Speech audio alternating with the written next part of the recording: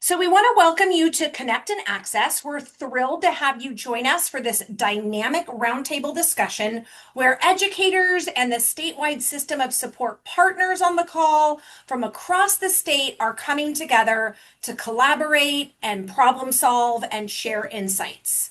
So, this monthly gathering is designed to foster meaningful conversations, provide valuable resources, and strengthen our collective efforts to improve educational outcomes for all students. So, this is meant to be an interactive space. You're going to hear from two partners on the call, and today we are engaging in a discussion around student and family engagement. So first, we want to make sure that you have access to the slide deck. So I'm going to drop that in the chat again right here. And on this slide, let me paste it there. On this slide, you can also use the QR codes. You'll have access to our slide deck as well as what we're calling our implementation guide. So this is a rolling document that includes resources shared in previous calls as well as today's. So on the back end, we will be dropping in a lot of resources that are shared. Sometimes we drop them in the chat, and then when you close Zoom, you lose access. So we're going to make sure that you walk away with them in one area on our implementation guide. All of the wonderful resources being shared today. So I would like to introduce myself. My name is Lori, and I serve as the coordinator for the Open Access Project, which is associated with the Placer County Office of Education and Placer County SELPA. Leah is also on the call today. She is the other coordinator with Open Access. And we are honored to have Stacy and Peter here with us today. Stacy is a director and Peter is a program specialist with Pathways to Partnership. So thank you for being here today. And we're also excited to have Hinda from East County SELPA located in San Diego. Hinda is a program administrator with the High Quality IEPs project. All right, and before we dive in today, we want to make sure that everyone can easily access the presentation and the materials. So at Open Access, we are dedicated to the principles of universal design for learning, making sure that everything is as accessible as possible for you. So you'll notice some strategies that we use in our presentations and trainings at Open Access. We have simple backgrounds and high contrast text.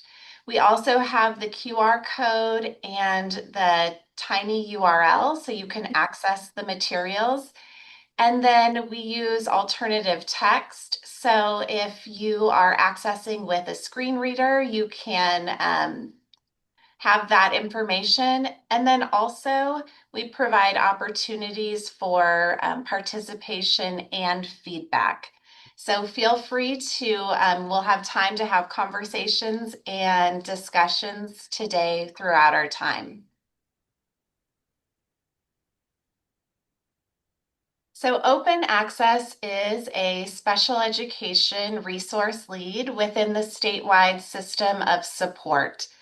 And we are based on the foundational belief that with access to quality curriculum and instruction, all students can engage, actively participate, and learn with inclusive settings.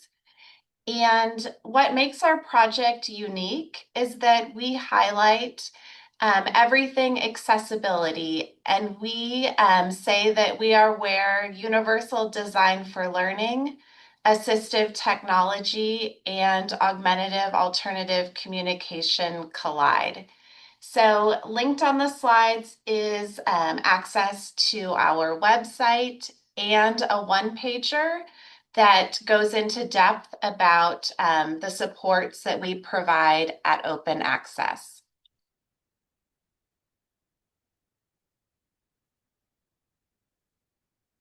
So today's topic of discussion centers on a powerful question. So, our question for today is how do we strengthen authentic partnerships with students and families so that their voices, perspectives, and goals drive educational decision making? And we'll be exploring this through our problem of practice, which today focuses on student and family engagement. And as we think about this challenge, we're going to look at four common root causes that often emerge across schools and districts.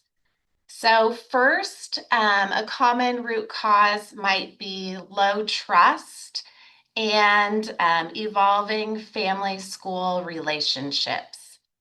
So, having those weak family and school relationships. And in some contexts, maybe it's past experiences or limited opportunities for connection may make it harder to build the level of trust that is needed for those strong, authentic partnerships. And then the second root cause could be maybe limited communication and outreach.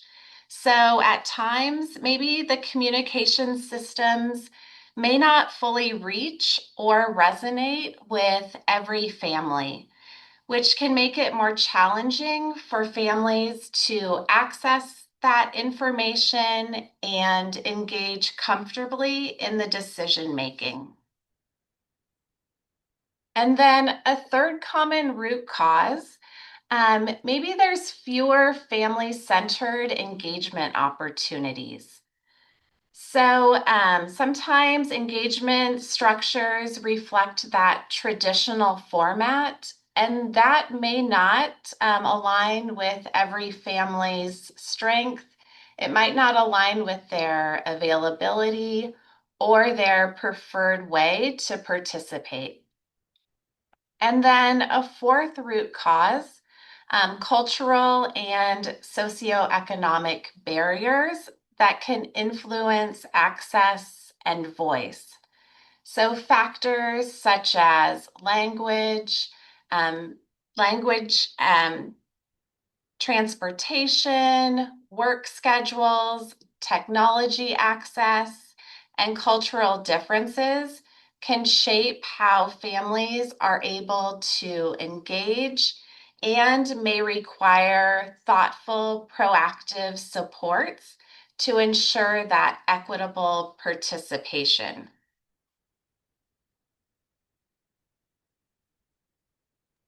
So today we want to connect you to partners within the statewide system of support and show how each of their initiatives supports those improved outcomes for our students.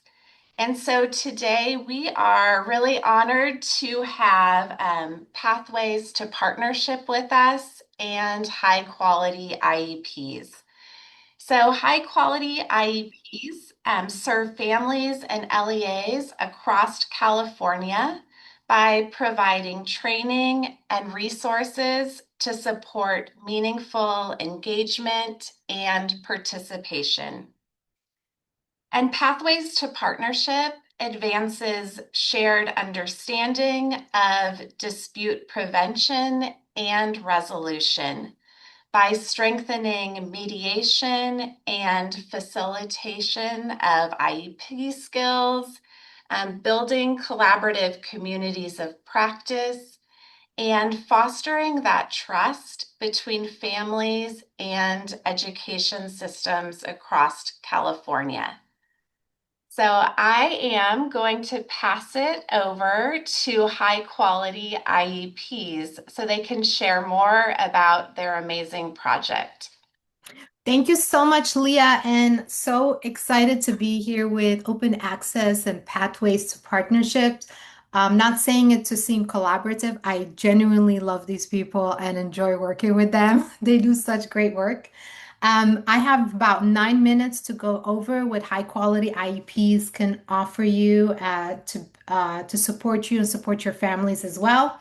Because this is recorded, I'm going to keep it somewhat general. Typically, we'll ask who our audience is and what would you like us to highlight because we have so many resources. And I know today we're focusing on family engagement, so I'm happy to highlight some of those resources. If we go to the next slide, you'll see what our vision is. And oops, can I? Yes, thank you. And I would say our main umbrella is truly that we're working really hard to remove any barriers and really create that sense of belonging for all participants in the IEP journey, but making sure that our students and family feel like they are participating in a meaningful way, which what we eventually all strive for results in educational benefit for our students, right?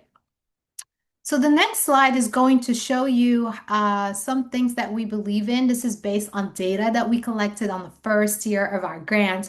And so we do recognize that the IEP is a journey. We don't believe that it's just a one IEP meeting a year. And within that journey, there are so many faces that come to play, right? So we have our parents, which we're going to highlight today, our students and educators. And every single member of that journey has value, has equal value. We also believe, like I said, since it's a journey, we believe there is a place for us to begin to ground ourselves, to really understand what special education entails and everything around that. And then we have resources that are tailored towards before the IEP meeting, and then during the IEP meeting and after the IEP meeting. When you go on our website, you'll see why I'm mentioning this because that's how our website is organized. So let's check out some of our resources. Like I said in the next slide, all of our perspectives matter. And so when you go on our website, you will see resources for parents, and then there is for students and LEAs. The one for LEAs is pretty built out. We have quite a few resources there. That's what we've been working on the last couple of years, really hard. So what I can do, and Leah and Lori, let me know. I can either go live or I can go through the slides, whichever is best for you guys. But if you in the audience are with me and you want to go live, feel free to do that. The next slide has our link as well as the implementation guide that Open Access has. It has a link to our website. It is highqualityieps.net. I don't want to seem biased or anything, but I would bookmark this website, okay? Because you're going to use it a lot. I All agree. Do you want me to click on it for you or do you want to share, Hinda? I think because it's such a short amount of time, let's just do the The slide. slides? Okay. I love being live and rogue, but I don't think we can do that today with the recording. So, all right. So once you go on our website and you scroll down, and there are three journeys you can choose from, right? It's the families, it's actually changed now to parents, students, and educators. So when you click on educators, it will take you to our next slide, which is the IEP toolkit. So under educators, we have three toolkits. Toolkits is basically a collection of resources, and again, organized in a place to begin before the IEP, during, and after. And we have three. One is for special ed providers, one is for admin designees, and one is for gen ed providers. I mean, I don't see a lot of resources for our general education colleagues here, right? So, what I'm going to take you today to is the place to begin. When you click on that, ta-da, it will show you all these categories. The plus sign, actually, click on that, it will give you all the resources within those categories. But because we're focusing on our family engagement, I want to show you some of our fostering family school partnership resources that we have. These are the resources we currently have. The reason why I say currently is because we are constantly creating resources. So you want to come back and check us out or be on our listserv so you know when we have some new things going on. But the couple of resources I wanted to highlight are on the next slide. And one of them is the Fostering Family School Partnership. This is really a resource that talks about strategies. It starts, of course, with the why, right? Why is it important for us to have these relationships with our families? And then we talk about different strategies. We talk about communication strategies, listening strategies, making sure that there is equity for all, and etc. So if you want to familiarize yourself with these strategies, feel free to read this resource. I have to tell you that probably when you read this, you're going to think, I kind of already know that, right? So, a lot of times in our field, we go do a training, we're like, we kind of know this information, but it is so nice to have it structured and framed. And just also as a reminder of, hey, if we put in the effort to build these relationships with our families, later on, it's going to benefit not just the collaboration, but also the student himself. And I'm sure Pathways to Partnerships has a lot to say about that, right?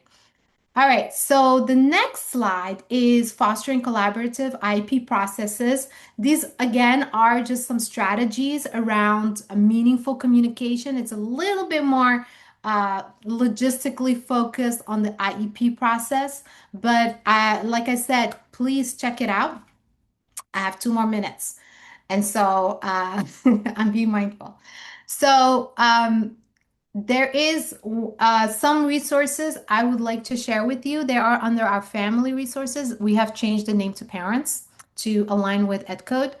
And under the family, when you go there, go to before the IEP. Once you click on before the IEP, it will take you to this part. And when you click on preparing the IEP or the plus sign, you see that in the top right corner? Yes, thank you, whoever is doing this.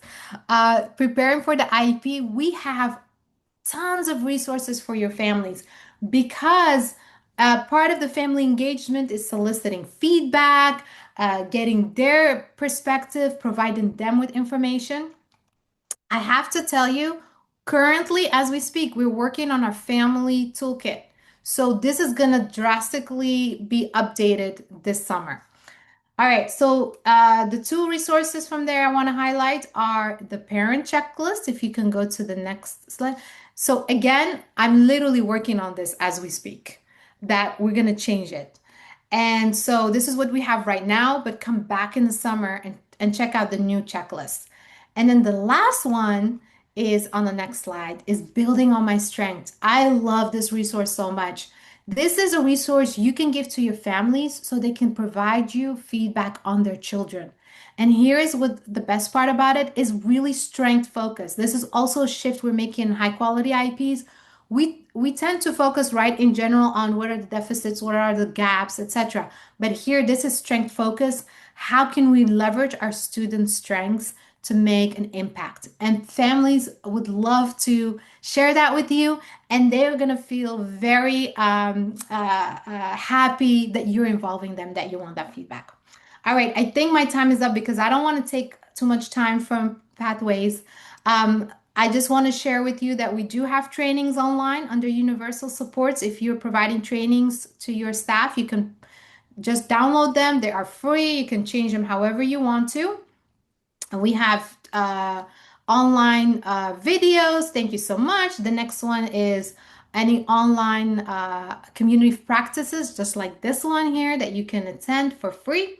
So I would recommend you to join our listserv. And we don't spam you. We only send messages whenever we have new resources or new trainings. And please follow us on social media. We're trying to get viral here. It still hasn't happened yet, but who knows? But join us. Love to see you there. Thank you so much for having high quality IPs. Thank you, Hinda, so much for sharing. And yes, everyone bookmark that website. There are so many amazing resources, and the social media is amazing also. So follow along. I'm going to pass it to our partners at Pathways to Partnership. Great. Thank you so much, Leah. Hi, everybody. My name is Stacy Alvey, and I am one of the directors with Pathways to Partnership. You can see here our team. We are led by two executive directors, Veronica Coates, Joanna Delegata. And Peter, do you want to take yourself off mute and introduce yourself? Yeah, good afternoon, everyone. My name is Peter Again. I'm a program specialist with Pathways to Partnership. And we are out of the Ventura County SELPA. So if we can go to the next slide, we actually are a special education resource lead that's administered by two SELPAs, the Tehama County SELPA and the Ventura County SELPA.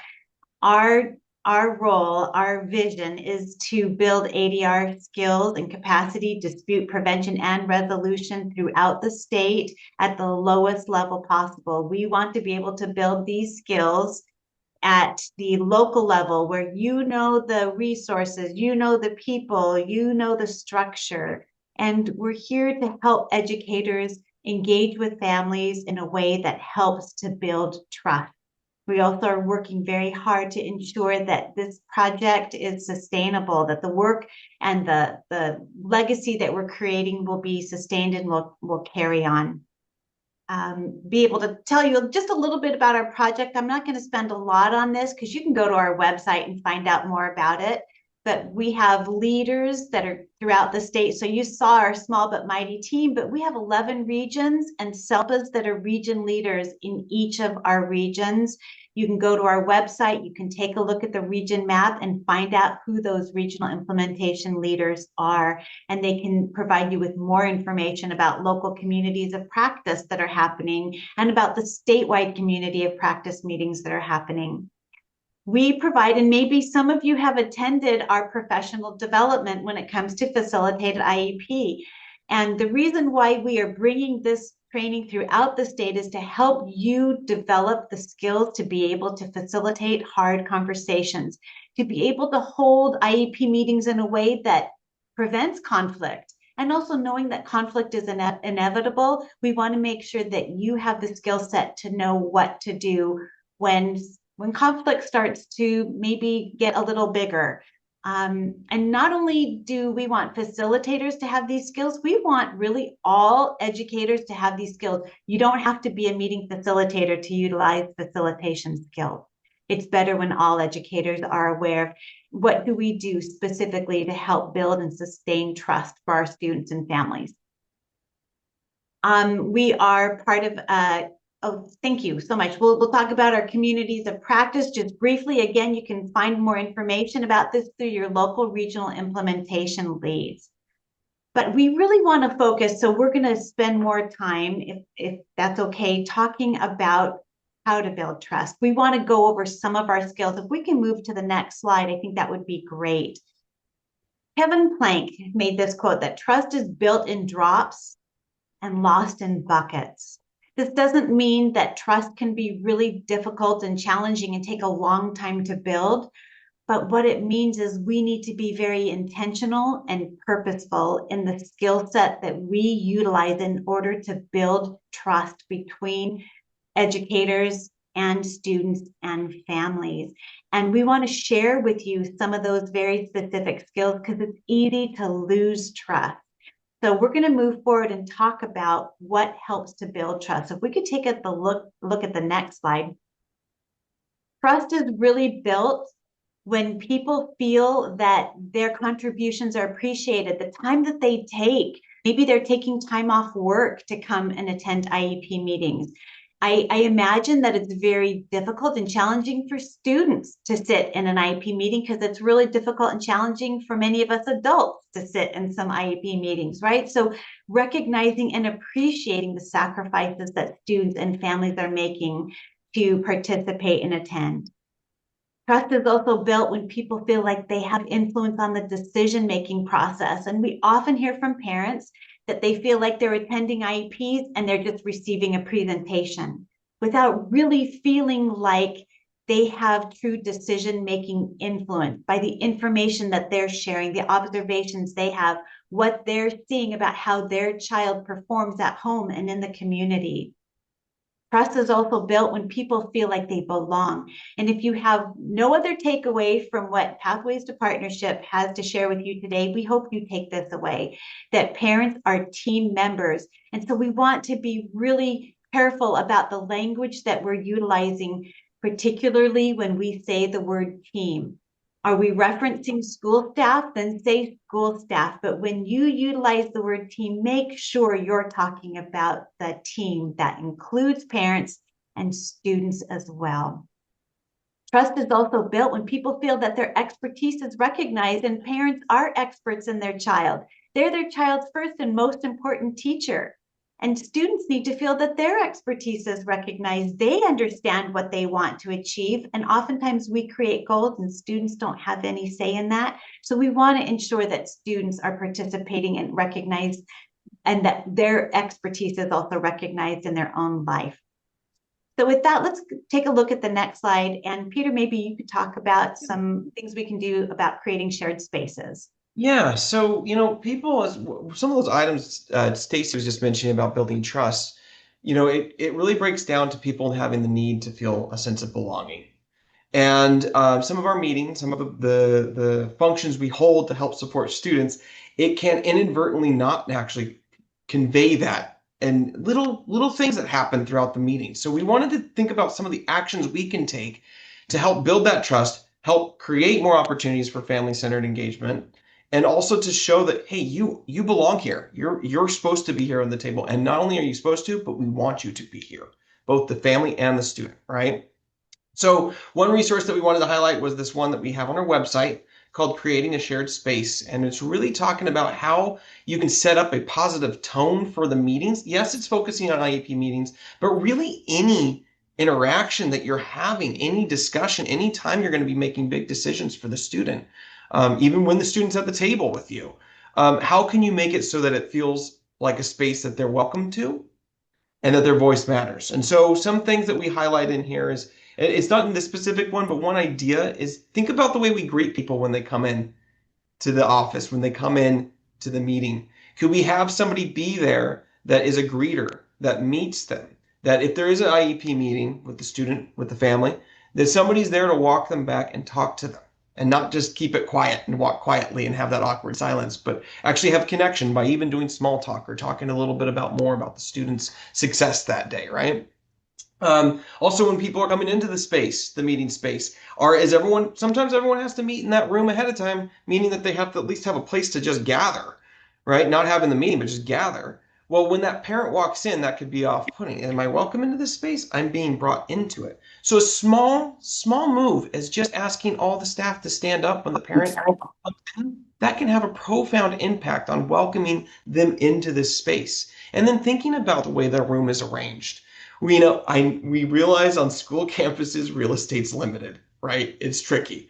Although we can make specific decisions on the way we arrange the seats, the way the tables are set up, that we have the right size chairs for parents and families, to be able to make sure that the space is welcoming. It can go a long way and have a profound impact. So we wanted to share this resource. It goes over other ideas like bringing water, at the very least water, into a meeting, because not only do people not function well when they're dehydrated, but it also gives a comfort level and a welcoming, like, hey, we're hospitable. Here's a bottle of water to have while we're having some heavy conversations at times. And so ultimately, all these strategies come together to help create that sense of belonging for the family and the student as they come to these meetings. And then Stacy can speak to us a little bit more about how they can feel valued in the decision-making process. So you're going to find these great resources on our website, pathways2partnership.org. We want to share with you just 2 skills. We're not going to take a lot of time. We would love to be able to have you attend some of our trainings where we can go through this in more depth, but we want to share some really powerful skills that are part of active listening. The first is on asking open-ended questions.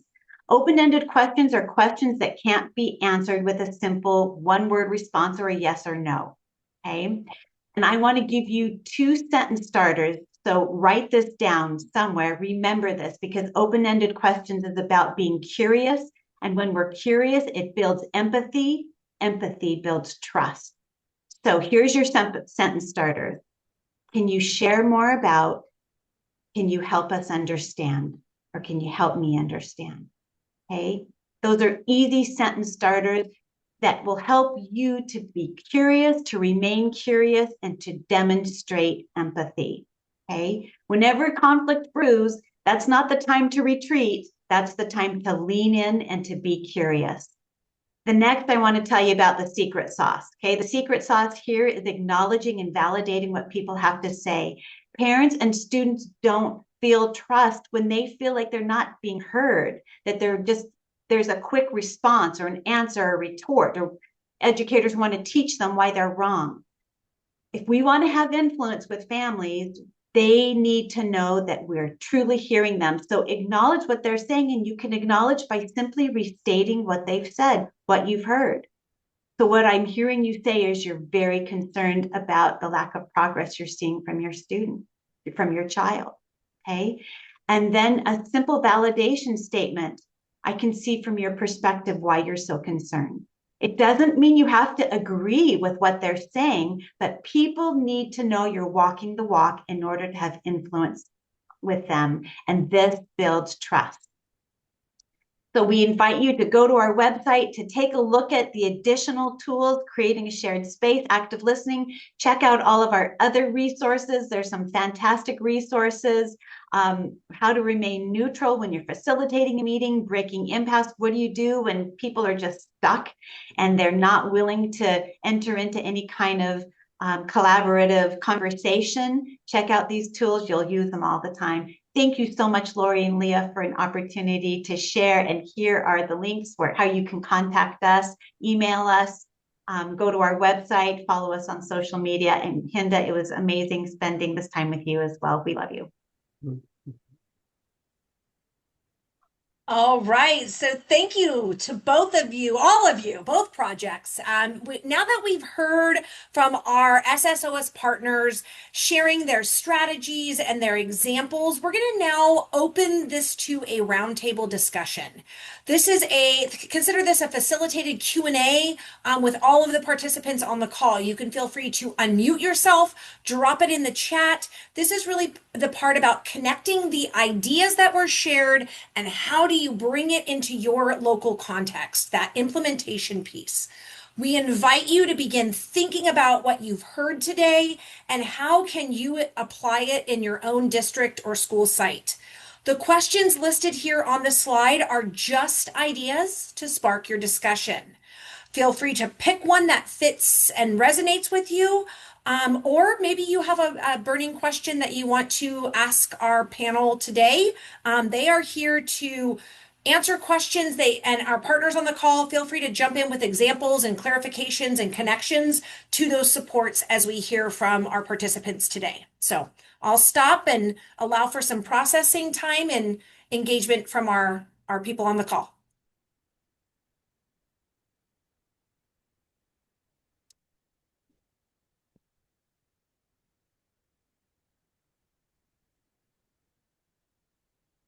I guess I could share. So, I'm a coordinator within our district, and one of my roles is to support our on-campus intervention classrooms for K through 6. And so I think at times when our families are being brought to our attention, they are what you guys had described, very frustrated, defensive. So a little bit challenging to engage. However, really why I wanted to attend is just because I also oversee our community schools, and that's another challenge that we're like a trend is that parent engagement.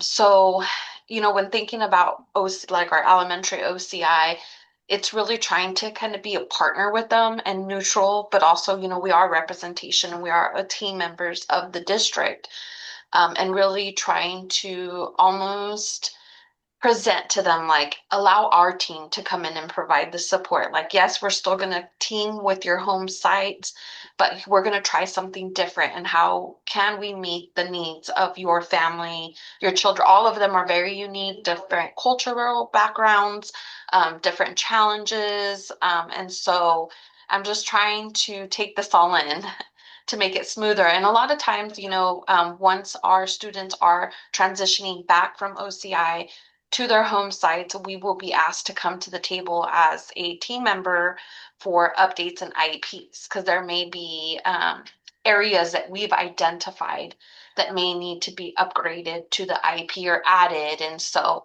So far, so good. Like I do feel because we're a different team from their original team. They're more open to working with us. But again, it's like walking that fine line, like partnering with our families, but also, we're the district, so being a part of both teams. So I really appreciate this because it really also is going to help me to continue to provide that professional development to my team regarding this because we do play very vital roles through community schools as well as through OCI. Thank you for Peter. sharing that. Anyone on the call want to kind of further maybe direct us to a support or a resource or a tool or an example that you've encountered? I think Peter and I were eyeing each other. We're probably thinking the same thing. So go ahead, Peter. Okay. Well, yeah, I mean, well, thanks for sharing that. It sounds like there's a couple things that you hit on, and I was like, oh, that's a good point. I mean, I think the one thing that's always a challenge, right, is when a family is reaching out to support and with all good intentions from the school staff, sometimes trust is damaged. And as Stacy was using that quote, that's why we selected it. It's created in drops and lost in buckets. That doesn't mean that you can't gain it back, but there's little steps that can be done to earn back trust. It does take time to get that. It sounds like that when you shared is that like through your ability to step in at times because you're a different team that can even help with that. But ultimately, it's interesting because the family's still going to be connected with the school staff that supported their child in addition to that. So it is important to try to repair that relationship when it's possible. How does that come now? That's where those skills, where the time will take time. We were talking about this where um, one of the things when we're trying to understand where people come from, why something's important to them, we can typically hear the thing that they really find it important, like, I need to have the specific intervention done, or I want the specific support. But there's usually something else there too that's an underlying need that's not always being addressed or they feel isn't being addressed. And so through the group, spending time listening, asking the right questions, doing the active listening skills, there's an attempt there to try to bring that to the surface. When that's at the surface, then new possibilities to meet that need can be exposed and discussed. But sometimes even trying to understand what that need is, the act of doing that can make families feel like I'm being engaged productively here because you're taking the time to try to understand. While I mentioned that it takes time, that's not to say, oh my gosh, we don't, because that's the thing we don't have much of is time, right? There's strategic ways to do that. So, sometimes it might be that like you might not have that. Sometimes it takes 30 minutes. Sometimes it takes, who knows what it needs, what the time would be, but it takes longer than what sometimes people anticipate. So it's about setting up and saying, hey, I want to hear from you. Right now, I have about 10 minutes. If I can't finish this conversation right now with you, this conversation is so critical to me that I want to set up an appointment with you in the future. So let's start for 10 minutes, see where we're at. On Thursday or whenever we can find the next availability, let's figure that out. And then I could set aside another 30 minutes to hear more. Then you could do that exploration with the family, hear a little bit more, and then see how you can maybe bring in other team members as you go through that. Because they're going to have a connection with one person sometimes. And then you can try to transfer that to the other people on the team as well. Yeah, I think too, just to address what you said, Yadira, and I really appreciate you bringing up that situation. As educators, we have opinions, right? We're human beings too, right? So we have opinions, and what Peter and I find as we're going through the state and doing trainings is that educators have a really hard time staying out of the solutions. I like to say that most educators have solutionitis, right? Just want to jump there, and actually it defeats trust building because it makes people feel unheard. They don't really want us to come up with solutions. They want us to walk the walk with them and allow them to explore the solutions that are available. So I think you'll find that remaining neutral resource on our website very helpful because it talks about what do you do to stay out of your own head.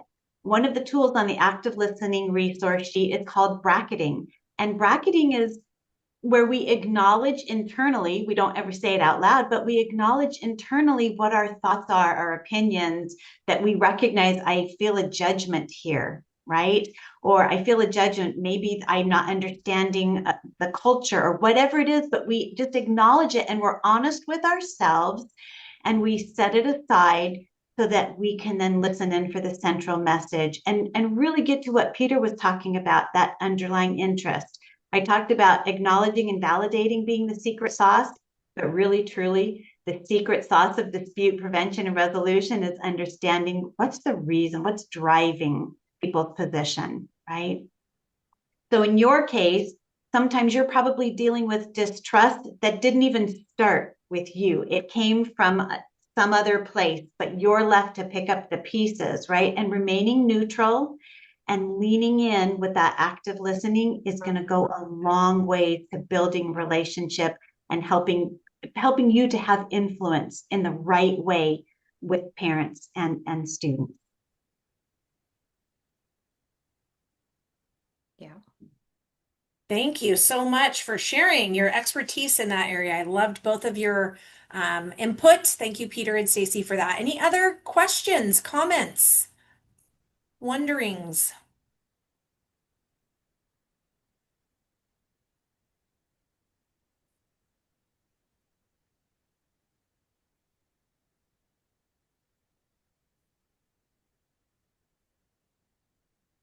Oh, all right. Well, I think if we go to the next slide, we are going to, and I have been putting this in the chat. I'm going to drop it in again.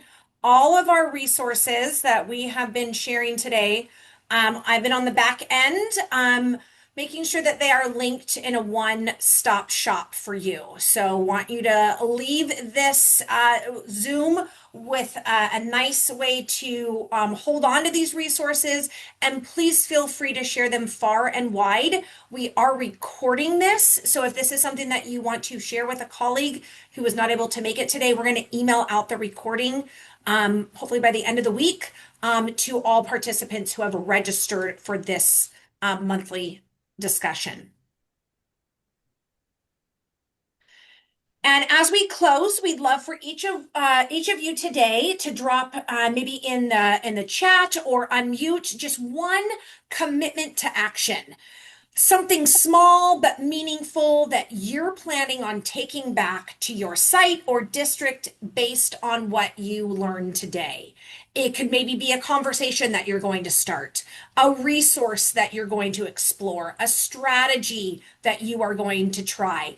So just take a moment to reflect. I know there's been a lot of information shared, and please share your next steps. So sharing the key takeaways. Thank you for that in the chat.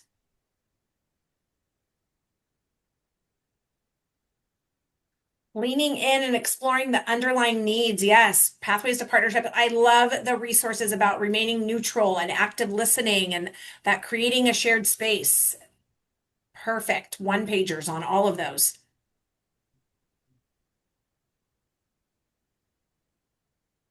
All right, thank you everyone for sharing. And as we close for today's session, we just want to make you aware of our next Connect and Access. It will be on April 23rd, and we're looking at the Individualized Education Program, so all about IEPs. And we will have guests from the statewide system of support. High quality IEPs will be at our next Connect and Access also. And then we will have Pathways to Partnership again. So we're excited. You can hear more resources and tools. And Project Muse will also be here. So please save the date for our next Connect and Access. And then also, we just one more time, thank you so much for taking time out of your busy day to attend. And we look forward to seeing you, and reach out if you have any question. And then last thing, Open Access is also on social media. So please follow us. We're on Facebook, Instagram, and X. And everyone have a great day. Thank you so much for coming. And thank you to Hinda and Stacy and Peter. Truly appreciate your time and efforts and expertise on the call today.